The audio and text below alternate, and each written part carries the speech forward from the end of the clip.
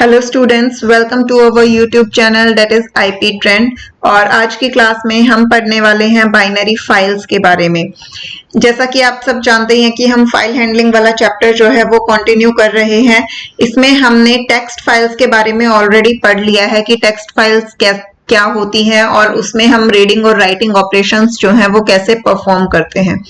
Text file में हमने line और स्ट्रिंग और लिस्ट के बारे में यूजुअली पढ़ा कि हम एक लाइन को या किसी स्ट्रिंग को या लिस्ट को फाइल में कैसे राइट कर सकते हैं या फिर उसे फाइल से कैसे रीड कर सकते हैं। बट समटाइम्स ऐसा होता है कि हमारे पास इतने सिंपल ऑब्जेक्ट्स नहीं होते हैं। हमारे पास डिक्शनरीज होती हैं, टपल्स होती हैं, नेस्टेड लिस्ट्स होती हैं। तो इस टाइप के जो स्ट्रक्चर्स होते हैं उन्हें टेक्स्ट फाइल में लिखना इतना इजी नहीं होता है, क्योंकि हमें एक ऐसा स्ट्रक्चर चाहिए होता है कि जिस फॉर्मेट में हम डाटा को फाइल में राइट कर रहे हैं सेम उसी फॉर्मेट में हमें डाटा जो है वो रीडिंग के टाइम पर भी मिल जाए। तो इसीलिए इस तरीके के कॉम्प्लेक्स स्ट्रक्चर्स के लिए, जैसे कि हमारे हो गए डिक्शनरी या फिर सेट्स हो गए या नेस्टेड लिस्ट है, टपल्स हैं,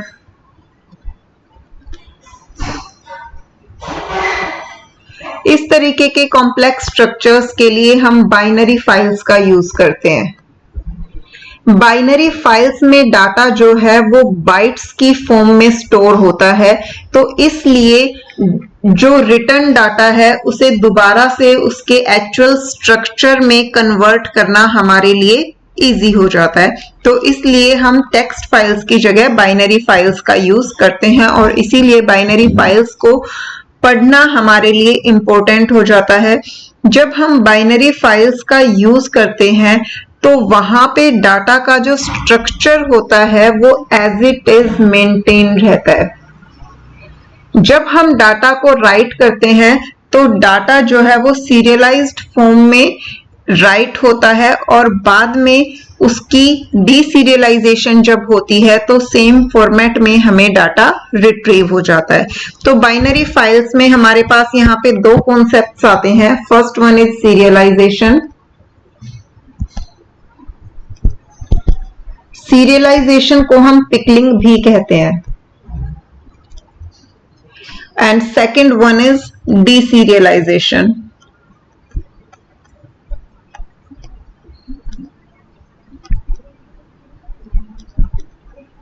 जिसे हम अनपिकलिंग भी बोलते हैं।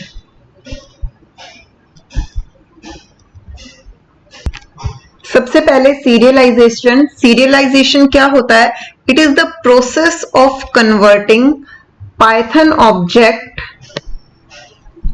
Into a byte stream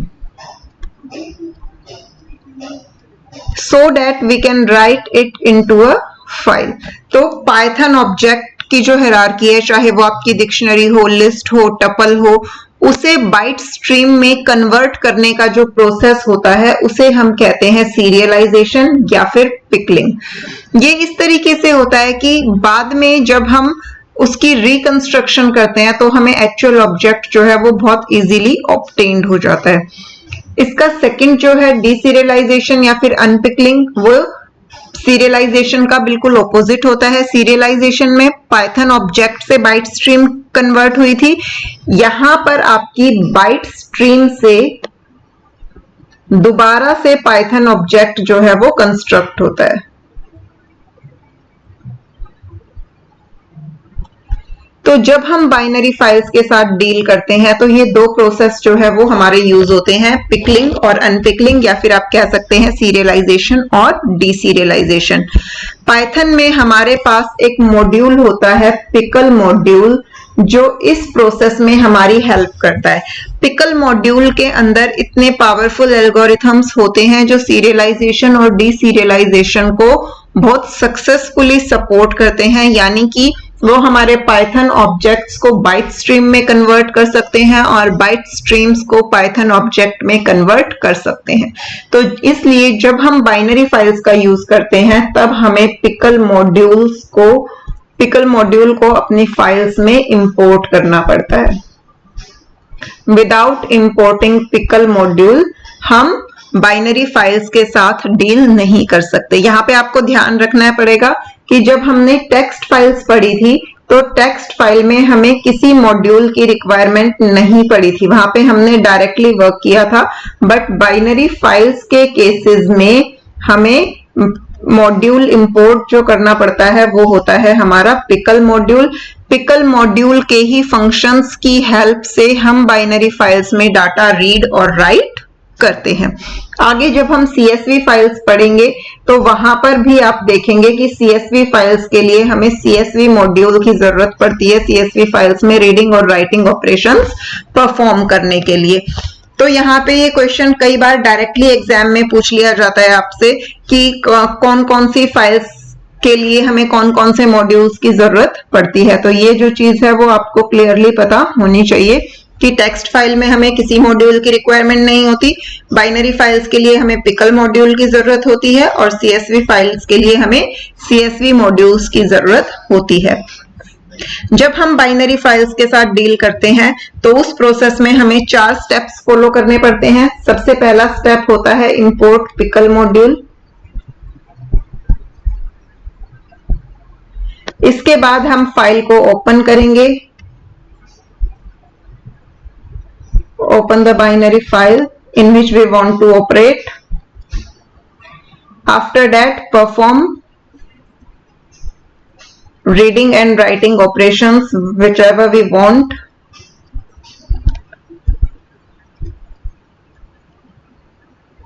And after that, after performing all the operation, we will close the file. ठीक है, तो यहां पर हमें इन चारों स्टेप्स को जो है वो फॉलो करना पड़ेगा जब भी हम किसी भी बाइनरी फाइल के साथ डील करेंगे।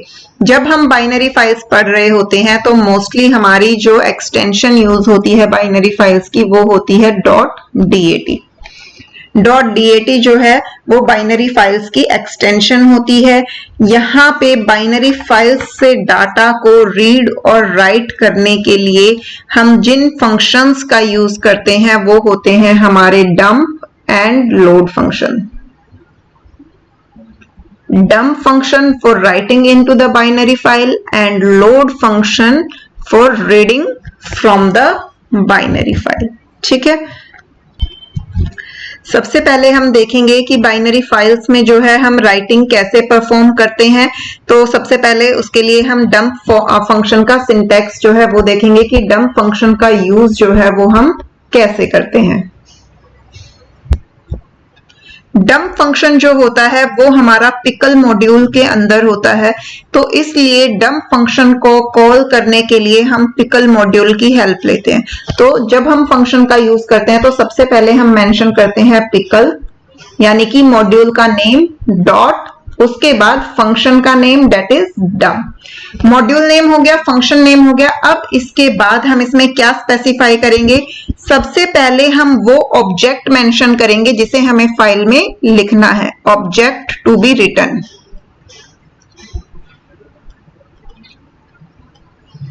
और इसके बाद सेकंड नंबर पे क्या हम मेंशन करेंगे, फाइल ऑब्जेक्ट या फिर आप कह सकते हो फाइल हैंडलर, यानी कि उस फाइल का पॉइंटर या फिर उस फाइल का हैंडलर जिस फाइल में हमें ये डाटा राइट करना है। ठीक है, तो यहां पर सबसे पहले आपको क्या करना पड़ेगा, इस फंक्शन का यूज करने के लिए सबसे पहले आपको अपने प्रोग्राम में पिकल मॉड्यूल को इंपोर्ट करना पड़ेगा। उसके बाद आपको फाइल जो है ओपन करनी पड़ेगी। सपोज हमारी फाइल का नाम है टेस्ट, तो test.dat। अगर आपको इसे रीड मोड में ओपन करना है तो हम RB मेंशन करेंगे, राइट मोड में ओपन करना है तो WB मेंशन करेंगे, या फिर हम RB प्लस WB प्लस का यूज भी कर सकते हैं अगर हमें उन्हें रीडिंग राइटिंग मोड में ओपन करना है। तो ये मोड जो है वो हम फर्स्ट वीडियो में ही डिटेल में पढ़ चुके हैं जब हमने टेक्स्ट फाइल्स के बारे में पढ़ा था कि कौन कौन से मोड्स होते हैं और उनका कब कब हम यूज करते हैं। तो अपनी रिक्वायरमेंट के अकॉर्डिंग हम रिक्वायर्ड मोड में फाइल को जो है ओपन कर लेंगे। अब यहाँ पे क्योंकि हम डंप फंक्शन पढ़ रहे हैं यानी कि हमें फाइल में राइट करना है, तो राइटिंग किस किस मोड में अवेलेबल होती है, WB प्लस, AB प्लस, यानी कि write mode, read and write mode, append mode, read and append mode, इन चारों मोड्स में हम डंप फंक्शन का यूज जो है वो कर सकते हैं। अब जब फाइल ऑब्जेक्ट क्रिएट हो गया हमारा, मॉड्यूल हमने पहले ही इंपोर्ट कर लिया, इसके बाद आपको अगर डंप फंक्शन कॉल करना है तो हम कैसे करेंगे, पिकल डॉट डंप। यहां पे अब हमने ऑब्जेक्ट प्रिपेयर नहीं किया जिस ऑब्जेक्ट को हमें लिखना है। सपोज हमारे पास कोई डिक्शनरी है डी और यहाँ पे हमने ये डिक्शनरी क्रिएट की हुई है, तो यहाँ पे डी कोमा एफ, यानी कि ये डिक्शनरी डी जो है फाइल एफ में राइट हो जाए। इस तरीके से हम डंप फंक्शन का यूज करते हैं। अब हम इसे एक प्रॉपर एग्जाम्पल के साथ समझेंगे। Suppose we have an example that write the details of few employees into the file emp.dat।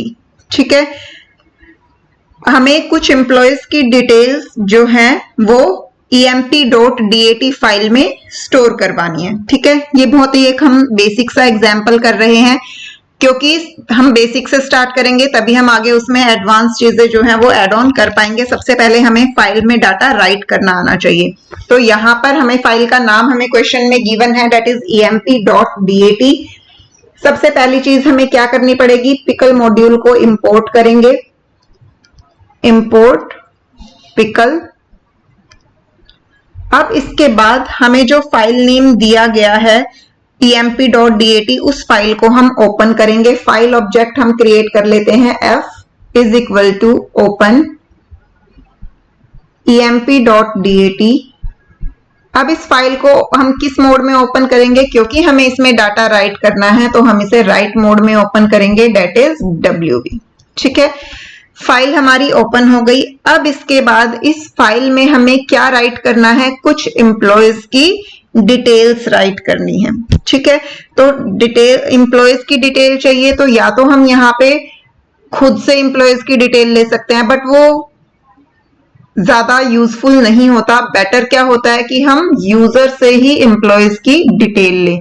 अब यहाँ पर या तो हमें ये पता होना चाहिए कि हमारे पास कितने नंबर ऑफ एम्प्लॉयज हैं, या फिर हम हर बार यूजर से ही ये पूछते रहें कि उसे और डिटेल्स एंटर करनी है या नहीं। हम दोनों तरीके से क्वेश्चन को सॉल्व करेंगे। सबसे पहले हम यूजर से नंबर ऑफ एम्प्लॉयज पूछ लेते हैं, int input enter number of employees.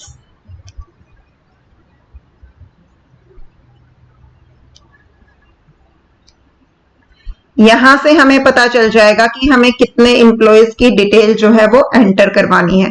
अब एम्प्लॉयज की डिटेल जब एंटर करवाएंगे तो हमें एम्प्लॉय का नाम भी चाहिए होगा, उसका एम्प्लॉय नंबर भी चाहिए होगा, उसकी एज, उसकी सैलरी, इस तरीके से कई सारी चीजें जो है हमें रिक्वायर्ड होंगी। तो जब हमें एक एम्प्लॉय की मल्टीपल डिटेल्स जो है स्टोर करवानी है तो उसके लिए हमारे पास बेस्ट वे क्या होगा कि हम उसके लिए एक डिक्शनरी ले लें।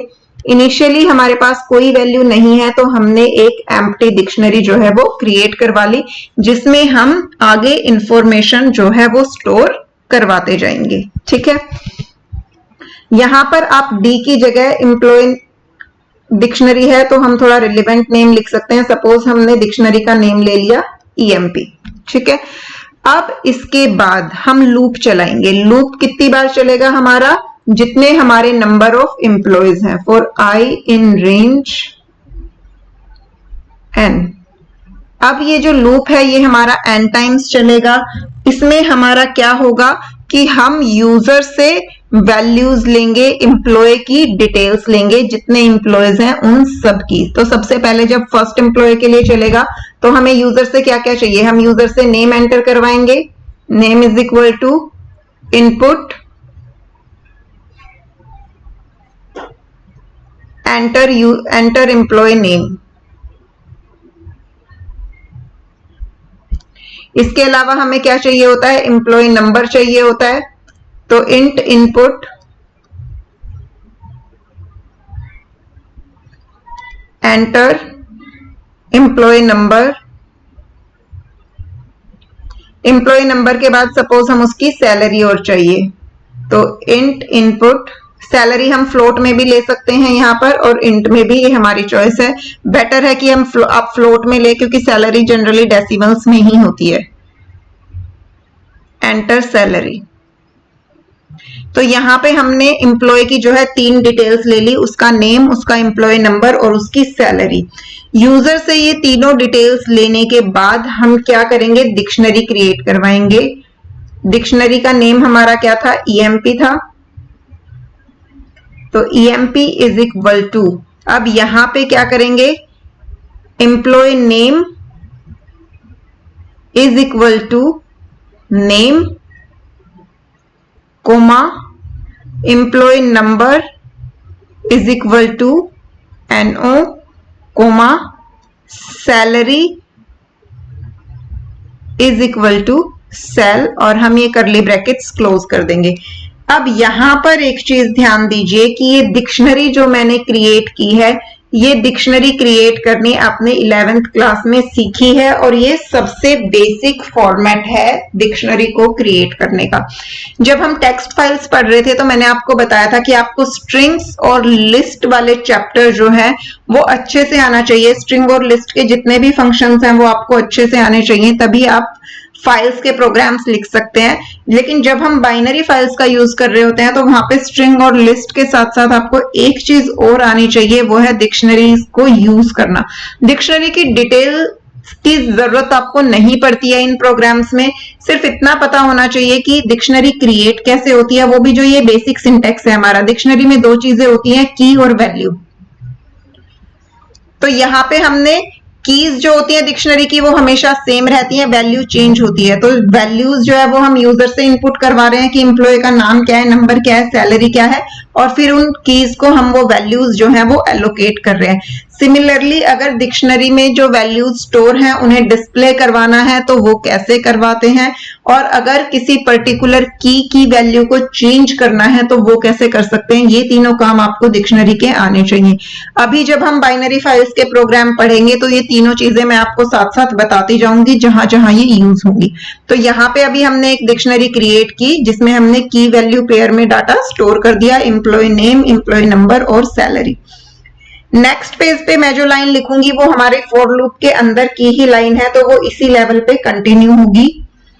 तो मैं यहाँ पे ये फॉर लूप का सिंटैक्स लिख देती हूँ, फॉर आई इन रेंज।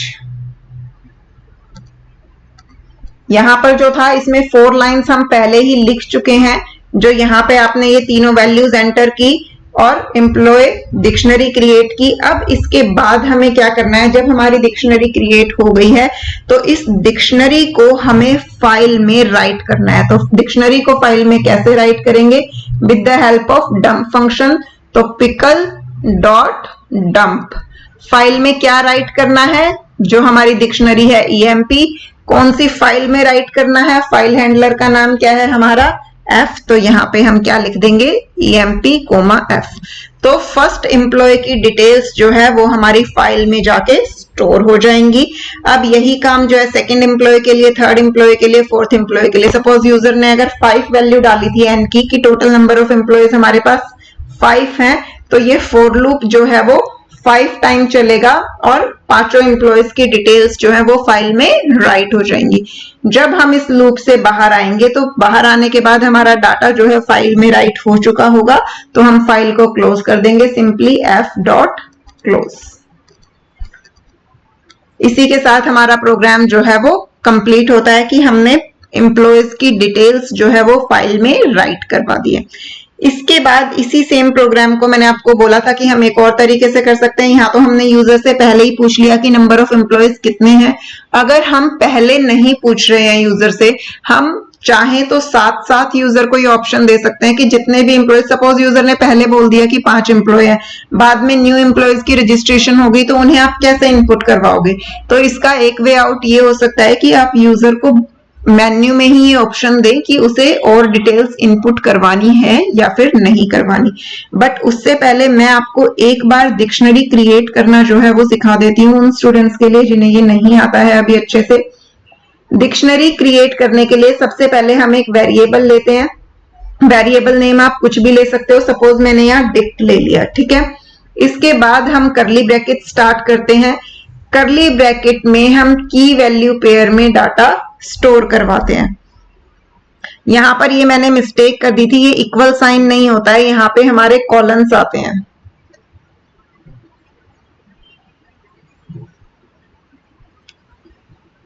यहाँ पे इस तरीके से कॉलम्स जो हैं वो मेंशन होते हैं। ठीक है, तो जब की वैल्यू पेयर में डाटा स्टोर होता है तो की 1 कॉलन वैल्यू, इसी तरीके से की 2 कॉलन उस की value, comma key 3 colon value, up to and so on, जितनी भी कीज हैं उसके साथ वैल्यूज जाती जाएंगी और फिर जो करली ब्रैकेट है वो क्लोज हो जाएगा। यहाँ पे जो ये हमारी कीज होती हैं ये यूनिक होती हैं, की कभी भी रिपीट नहीं हो सकती, वैल्यूज रिपीट हो सकती हैं लेकिन कीज जो है वो यूनिक रहती हैं। सारी कीज का डाटा टाइप जो है वो सेम रहता है, कीज हमारी यूनिक होती हैं, सेम डाटा टाइप की होती हैं।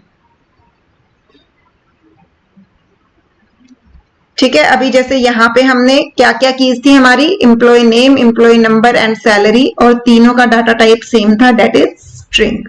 ठीक है, तो ये चीज आपको हमेशा ध्यान रखनी है। इसके बाद जब हमें डिक्शनरी की वैल्यूज को डिस्प्ले करवाना होता है, सपोज मुझे डिक्शनरी की सेकंड की जो है उसकी वैल्यू डिस्प्ले करवानी है, तो वो मैं कैसे करवा सकती हूँ, डिक्शनरी का नेम और उसके साथ स्क्वायर ब्रैकेट में मैं की मेंशन करूंगी, वो की जिसकी वैल्यू मुझे डिस्प्ले करवानी है। तो मैं प्रिंट फंक्शन के अंदर अगर ये स्टेटमेंट दे दूंगी तो डिक्शनरी की सेकंड की जो वैल्यू है वो डिस्प्ले हो जाएगी। फॉर एग्जांपल हमने जो एम्प्लॉय डिक्शनरी ली थी, तो अगर मैं उसमें ये मेंशन कर देती हूँ प्रिंट EMP ई नेम,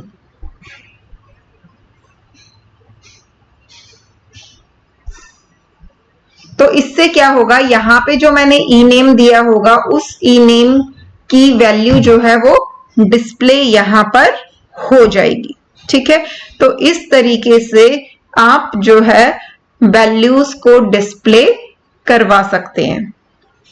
इसके साथ साथ अगर आपको वैल्यू चेंज करनी है कि सपोज आपको एम्प्लॉय की सैलरी में इंक्रीमेंट करना है, किसी एम्प्लॉय की सैलरी जो है वो आपने इंक्रीज कर दी, तो वो भी आप इसी सेम तरीके से कर सकते हैं। तो आप क्या स्टेटमेंट देंगे, EMP और की क्या थी हमारी, सैलरी।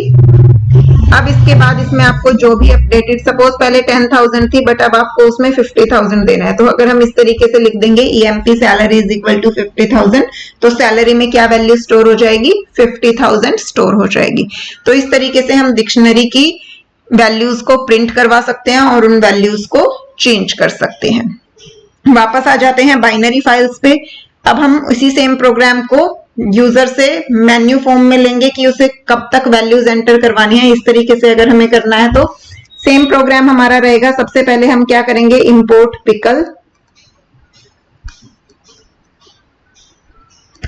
पिकल मॉड्यूल इंपोर्ट करने के बाद हम हमारी फाइल जो है वो ओपन करेंगे। f is equal to open, file name हमारा क्या था, emp.dat। राइट मोड में ओपन करना है तो हम क्या कर देंगे, WD। ठीक है, इसके बाद हम एक एम्प्टी डिक्शनरी ले लेंगे जिसमें हम यूजर से डिटेल्स लेते जाएंगे, एक एक एम्प्लॉय की डिटेल डिक्शनरी में क्रिएट करवा के और उसे हम फाइल में राइट करते जाएंगे। अब इसके बाद जब हमें एम्प्लॉयज की डिटेल लिखवानी है तो पहले वाले प्रोग्राम में तो हमने क्या किया था कि यूजर से पूछ लिया था कि कितने एम्प्लॉयज हैं और फिर हमने फॉर लूप चला दिया। अब यहाँ हमें ये नहीं पूछना कि कितने एम्प्लॉयज हैं, जैसे जैसे एम्प्लॉय रजिस्टर होते जाएंगे वैसे वैसे हमें उनकी डिटेल्स जो है वो एंटर करवानी है। तो यहाँ हम एक वेरिएबल ले लेंगे। सपोज हमने वेरिएबल ले लिया चॉइस में हमने इनिशियली एंटर करवा लिया y, यानी कि फर्स्ट टाइम तो हमें डिटेल एंटर करवानी ही है एम्प्लॉय की, ऑब्वियसली इसीलिए तो हम प्रोग्राम लिख रहे हैं कि एम्प्लॉय की डिटेल एंटर करवानी है। तो एक बार हमने अपनी तरफ से यस ले लिया कि हाँ हमें एम्प्लॉय की डिटेल एंटर करवानी है। इसके बाद आगे फर्दर हम यूजर से पूछ के करेंगे कि उसे एंटर करवानी है या नहीं करवानी। और जब हम इस तरीके से कंडीशन बेस्ड लूप लगाते हैं तो वहां हमें व्हाइल लूप का यूज करना पड़ता है। तो यहां हम एक व्हाइल लूप लगाएंगे, व्हाइल चॉइस इक्वल y, यानी कि जब तक यूजर ने चॉइस में y इनपुट करेगा तब तक जो है हमारा प्रोग्राम चलता जाएगा, यानी कि उतने एम्प्लॉयज की डिटेल्स जो है हम एंटर करवाते जाएंगे। ठीक है, अब इसके बाद सबसे पहला काम हमें क्या करना है कि हमें यूजर से अपने एम्प्लॉय की डिटेल्स जो है वो एंटर करवानी है। क्या क्या डिटेल्स एंटर करवानी है? उसका नाम, उसका एम्प्लॉय नंबर और उसकी सैलरी। तो एक एक करके तीनों चीजें एंटर करवा लेंगे। Name is equal to input, enter employee name,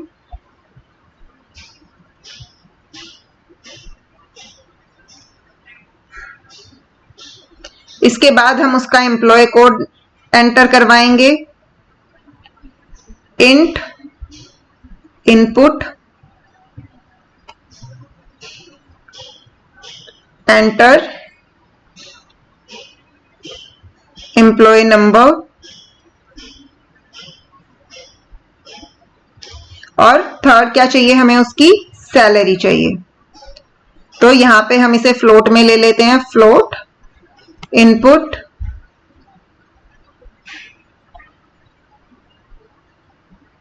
enter salary.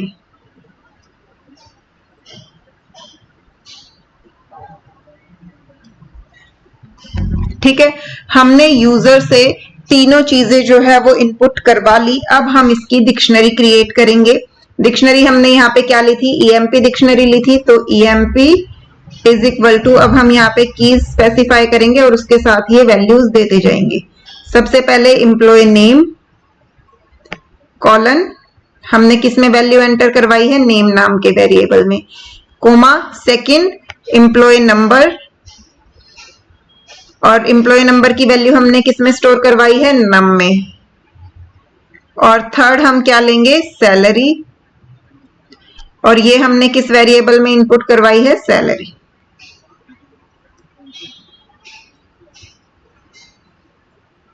तो यहां से जो है हमारी डिक्शनरी क्रिएट हो गई। अब इस डिक्शनरी को जो है हमें फाइल में राइट करना है। तो फाइल में राइट करने के लिए हम क्या लिखेंगे? Pickle dot dump dictionary name, जिसे राइट करना है उस फाइल का ऑब्जेक्ट जिस फाइल में राइट करना है। तो emp कोमा f फाइल में राइट कर दिया। अब इसके बाद हम क्या करेंगे? अब ये इस एम्प्लॉय की डिटेल तो फाइल में राइट कर दी जिसकी हमने यूजर से इनपुट ली, लेकिन अब हमें आगे चेक करना है कि क्या और इनपुट है और एम्प्लॉयज हैं या नहीं जिनकी डिटेल्स हमें एंटर करवानी है। तो हम यूजर से पूछेंगे that you want to enter more records और नोट। तो इस पिकल डंप के बाद नेक्स्ट स्टेटमेंट हम क्या लिखेंगे? ये स्टेटमेंट हमारी वाइल लूप के अंदर ही आएगी। ये जो हमारा वाइल लूप था इसमें हमने ऑलरेडी 5 स्टेटमेंट्स यहाँ पे दिए हैं। तो ये पांचों स्टेटमेंट जो हैं इसी लेवल पे हम आगे क्या करेंगे? यूजर से वैल्यू इनपुट करवाएंगे। किसकी? ये जो हमने एक चॉइस वेरिएबल लिया था जिसे हम यहाँ वाइल लूप में चेक कर रहे थे, इसकी वैल्यू हम यूजर से इनपुट करवाएंगे। Choice is equal to input enter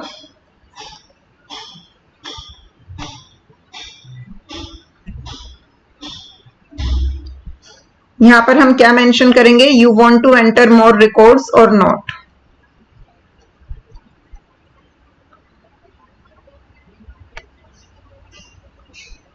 more records और नॉट, साथ में हमने क्वेश्चन मार्क लगा दिया जिससे यूजर को समझ आए कि ये क्या करवाना चाह रहे हैं। तो अगर उसने y एंटर करवाया है और यहाँ पे अगर आप चाहो तो आप यूजर को ऑप्शन भी दे सकते हो ताकि उसे जो है कोई कंफ्यूजन ना रहे कि यहाँ पे आपने राउंड ब्रैकेट्स में मेंशन कर दिया y कोमा n की उसे y या n में से ही वैल्यू जो है वो डिस्प्ले करवानी है। ठीक है, अब यूजर ने इनपुट दे दिया। अगर उसने y दिया है तो ऑब्वियसली ये लूप दोबारा चलेगा। अगर उसने n दिया है तो जब लूप दोबारा चलेगा तो यहाँ पे ये कंडीशन जो है फॉल्स हो जाएगी और हम लूप से बाहर आ जाएंगे। जब हम लूप से बाहर आएंगे तो बाहर आने के बाद हम सिंपली जो है फाइल को क्लोज कर देंगे, f.close। तो इस तरीके से हमने फाइल में डाटा राइट करके फाइल को क्या कर दिया है? क्लोज कर दिया है। तो आई होप कि ये बेसिक प्रोग्राम जो है फाइल में डाटा राइटिंग का, ये आपको समझ आया होगा। अगर आपको इसमें कोई भी पॉइंट ऐसा है जो समझ नहीं आया है तो आप मुझे कमेंट करके जरूर बताइए। I will try my best कि आपके सारे के सारे डाउट्स जो हैं वो क्लियर हों और आपको कोई भी इश्यू जो है वो ना आए प्रोग्राम्स में। अब ये तो था जब हमें बेसिक फाइल क्रिएट करनी थी, बट नाउ अगर आपके पास पहले से कोई फाइल है और आपको उसमें फर्दर न्यू रिकॉर्ड्स ऐड करने हैं, यानी कि पहले का डाटा भी रहे हमारी फाइल में और उसमें जो न्यू एम्प्लॉयज आए हैं या कोई और फाइल है जिसमें हमें रिकॉर्ड्स ऐड ऑन करने हैं, तो पहले के रिकॉर्ड्स भी रहे और उसमें आप अपने नए रिकॉर्ड्स भी जो है वो ऐड ऑन कर दें। तो उस केस में क्या होगा, हमें फाइल को अपेंड मोड में ओपन करना पड़ेगा। और अपेंड मोड में ओपन करने के लिए हम कौन कौन से मोड्स का यूज कर सकते हैं, ईदर AB प्लस और A+B, इन तीनों में से हम किसी भी मोड का यूज करके फाइल में डाटा जो है वो अपेंड कर सकते हैं। तो यहाँ पे हमारा सारा का सारा प्रोग्राम जो है वो बिल्कुल सेम रहेगा। चेंजेस सिर्फ कहाँ आएंगे, यहाँ जो हम ये मोड मेंशन करते थे यहाँ हम इस मोड में चेंजेस कर देंगे, बाकी पूरा का पूरा प्रोग्राम जो है वो सेम रहेगा। तो इसलिए आई डोंट थिंक कि हमें इसमें टाइम वेस्ट करना चाहिए, बट फिर भी अगर आप चाहते हैं कि मैं आपको अपेंड का भी एक प्रोग्राम करके दिखाऊं तो आप मुझे कमेंट्स में बता दीजिएगा। नेक्स्ट अब हम आ जाते हैं reading of a binary file पे। Reading of a binary file. अब जब हम बाइनरी फाइल की रीडिंग कर रहे हैं तो यानी कि बाइनरी फाइल में जो डाटा स्टोर है, बाइनरी फाइल में डाटा किस फॉर्म में स्टोर होगा, बाइट स्ट्रीम्स में। तो अब हमें बाइट स्ट्रीम की अनपिकलिंग करनी है, यानी कि उसकी डीसीरियलाइजेशन करनी है और उसके बाद वो किस में कन्वर्ट हो जाएगा, पाइथन ऑब्जेक्ट में कन्वर्ट हो जाएगा वो डाटा।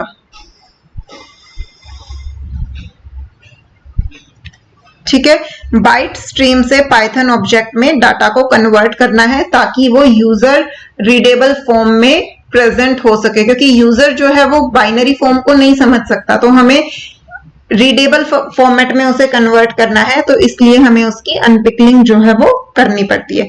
उसके लिए हम किस फंक्शन का यूज करते हैं, लोड फंक्शन का। लोड फंक्शन का सिंटेक्स क्या होता है, अगेन क्योंकि ये पिकल मॉड्यूल में एग्जिस्ट करता है तो इसे कॉल करने के लिए हम पिकल मॉड्यूल का ही यूज करेंगे, पिकल डॉट लोड। अब यहाँ पे राउंड ब्रैकेट्स में हम क्या देंगे, उस फाइल का ऑब्जेक्ट जिससे हमें रीड करना है। डंप में हमने यहाँ पे दो आर्ग्यूमेंट्स प्रोवाइड किए थे, पहला जो हमें फाइल में डाटा राइट करना है वो, और दूसरा फाइल ऑब्जेक्ट। बट अब हमें यहाँ राइट थोड़ी करना है, हमें तो फाइल से रीड करना है, तो हम सिर्फ फाइल का ऑब्जेक्ट देंगे जिस फाइल से हमें डाटा को रीड करना है। और उसके बाद अब जब फाइल से डाटा रीड हो गया है तो वो कहीं ना कहीं तो स्टोर होगा, तो इसलिए यहाँ पर हमें जो है एक वेरिएबल की जरूरत पड़ेगी जिसमें आप डाटा को स्टोर करवा सकें। ठीक है, तो यहाँ पर हम इसे किसी भी वेरिएबल में जो है स्टोर कर लेंगे। कोई भी आप यहाँ पे वेरिएबल नेम ले सकते हो जिसमें हमारा रिकॉर्ड जो है वो स्टोर हो जाएगा। बट जब हम लोड फंक्शन के साथ डील करते हैं तो यहाँ पे एक चीज जो है वो हमें ध्यान रखनी पड़ती है, वो है हमारी एंड ऑफ फाइल। जब हम टेक्स्ट फाइल्स के साथ डील कर रहे थे वहां पे हमने रीड के लिए जितने भी फंक्शंस पढ़े थे, फिर चाहे वो रीड फंक्शन हो, रीड लाइन फंक्शन हो या फिर रीड लाइंस, तीनों ही फंक्शंस में एंड ऑफ फाइल कैरेक्टर का मतलब होता था एम्प्टी, यानी कि हम नॉर्मली व्हाइल लूप लगाते थे, जब तक फाइल में डाटा है वो लूप चलता जाता था। जैसे ही फाइल के लास्ट में पहुंचते थे लूप की कंडीशन फॉल्स हो जाती थी और हम लूप से बाहर आ जाते थे। बट बाइनरी फाइल्स के केसेस में ऐसा नहीं होता है। लोड फंक्शन जब फाइल से डाटा को रीड कर रहा होता है तो जब तक उसे डाटा मिलता जाता है तब तक तो सब सही है, लेकिन जैसे ही फाइल खत्म होती है और एंड ऑफ फाइल मिलती है तो उस टाइम पे वो एरर रेज करता है। कौन सा error, end of file error. अब यहाँ पे जब end of file error raise होता है तो एब्रप्टली हमारा प्रोग्राम जो है वो क्लोज हो जाता है। ठीक है। ऑल्दो हमारा पर्पज सक्सेसफुल हो गया कि हमें फाइल से जितना डाटा रीड करना था हमने वो रीड कर लिया, लेकिन हमेशा सिर्फ डाटा को रीड करना ही सफिशिएंट नहीं होता। कई बार हम उसमें कुछ सर्च ऑपरेशन कर रहे हैं और लास्ट में हमें रिजल्ट के साथ जो है ऑपरेशंस परफॉर्म करने हैं कि अगर हमें डाटा मिला तो हमें यूजर को कुछ मैसेज शो करना है, नहीं मिला तो अलग मैसेज शो करना है। अगर हमें वो डाटा मिल गया है तो हमें उसमें कुछ चेंजेस करने हैं, अगर नहीं मिला तो हमें यूजर को इन्फॉर्म करना है कि ये डाटा जो है वो फाइल में एग्जिस्ट ही नहीं करता, तो हम इसमें अपडेशंस नहीं कर सकते।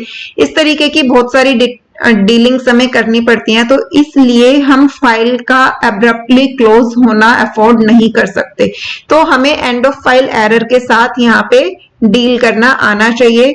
तो यहाँ पर आपके सिलेबस में एक कॉन्सेप्ट है एक्सेप्शन हैंडलिंग। मैंने अभी तक एक्सेप्शन हैंडलिंग आपको नहीं पढ़ाई है और यहाँ बाइनरी फाइल्स के बीच में हम इस टॉपिक की ज्यादा डिटेल में नहीं जाएंगे। जिन स्टूडेंट्स ने अपने स्कूल में या क्लास में कहीं पर ये टॉपिक पहले पढ़ा है उनके लिए ये बहुत इजी रहेगा, बट बाकी स्टूडेंट्स को भी कंफ्यूज होने की जरूरत नहीं है। बाइनरी फाइल्स के लिए हमें जितना रिक्वायर्ड है उतना पार्ट मैं आपको एक्सेप्शन हैंडलिंग का यहाँ पर बता रही हूँ। एक्सेप्शन हैंडलिंग क्या होती है कि जब हमें ऐसा लगता है कि हमारे प्रोग्राम के किसी पार्ट में कोई एरर आ सकता है तो उस पार्ट को हम ट्राई ब्लॉक के अंदर लिखते हैं। जैसे हमारे और ब्लॉक्स होते हैं, फंक्शंस है, इफ ब्लॉक है, एल्स ब्लॉक है, फॉर लूप का ब्लॉक है, व्हाइल लूप का ब्लॉक है। सेम उसी तरीके से हमारा ट्राई ब्लॉक है कि हमने सिर्फ एक कीवर्ड लिखा है ट्राई और कॉलन लगा दिया। अब इसके बाद जितनी भी स्टेटमेंट्स हम लिखेंगे वो हमारे इस ट्राई ब्लॉक का पार्ट होंगी, जितनी भी स्टेटमेंट हमारे इसके अंदर आएंगी। अब अगर इन स्टेटमेंट्स में से किसी भी स्टेटमेंट में कोई एरर आता है, कोई एक्सेप्शन रेज होती है, तो उसे हैंडल करने के लिए हमारे पास तरीका क्या होता है, इस ट्राई के इमीडिएट बाद हम लिखते हैं एक्सेप्ट ब्लॉक। ठीक है। अब यहां पे जो ये एक्सेप्ट ब्लॉक होता है, एक्सेप्ट ब्लॉक जो है हम वो दो तरीके से लिख सकते हैं। या तो हम सिंपली एक्सेप्ट ब्लॉक लिख देते हैं और या फिर हम एक्सेप्ट ब्लॉक के साथ जो है वो एरर मेंशन कर देते हैं। जैसे कि अब जब हम बाइनरी फाइल में रीडिंग वाला प्रोग्राम कर रहे हैं तो यहां पर हमें पता है कि सिर्फ कौन से एरर के साथ हमें डील करना है, एंड ऑफ फाइल एरर के साथ। लेकिन अगर आपको ये नहीं पता कि आपको क्या एरर जो है वो मिलने वाला है, तो आप सिंपली यहाँ पे विदाउट एरर नेम सिंपली हम यहाँ पे एक्सेप्ट लिख सकते हैं और यहाँ पे हम फिर कॉलन्स लगा देंगे। तो चाहे जो मर्जी एरर आए इसमें हमारा एक्सेप्ट पार्ट जो है वो एग्जीक्यूट होगा। ठीक है। तो इसीलिए फाइल की रीडिंग यानी कि जो लोड फंक्शन होता है उसे हम हमेशा यहां पे लिखते हैं। जब ये लोड फंक्शन एग्जीक्यूट हो रहा है तो जितना डाटा है वो सारा डाटा रीड हो गया। जब डाटा रीड होने के बाद फाइल खत्म हुई तो एरर रेज हुआ, वो एरर रेज होते ही सीधा हमारा प्रोग्राम जो है कहां ट्रांसफर कर जाएगा, एक्सेप्ट ब्लॉक में, और एक्सेप्ट ब्लॉक वाला जो कोड है वो एग्जीक्यूट होगा। तो फाइल के रिमेनिंग जितने भी काम होते हैं वो सारे के सारे हम इस ब्लॉक में मेंशन कर देंगे।